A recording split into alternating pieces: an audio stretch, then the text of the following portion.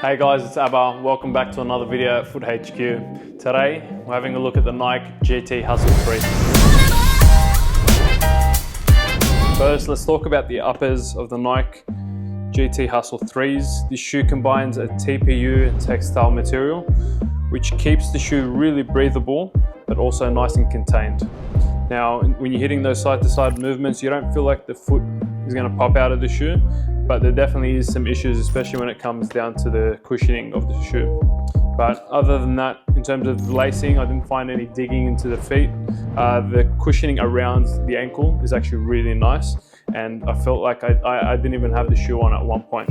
But lacing is really good. Cushioning on the tongue is actually really nice, but overall the upper is really good.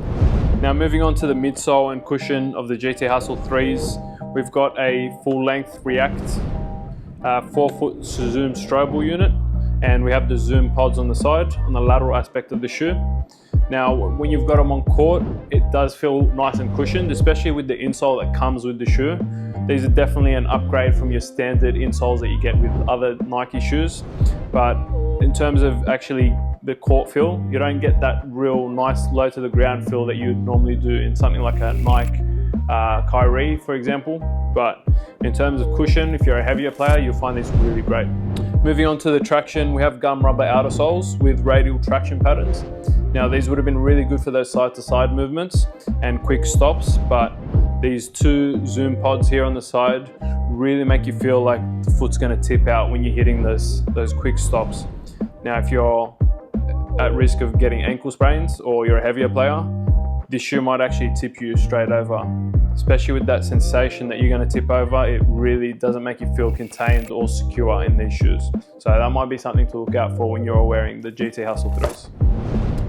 Moving on to the rear foot of the shoe, we've got a nice firm heel counter, which is really good in terms of stability, and a very well padded ankle collar, which I found quite comfortable when I put these shoes on. Now in terms of heel slippage, I didn't have much issues with this. About 5-10 minutes of breaking them in before I started a game really made me feel like it was molding quite well into my ankles.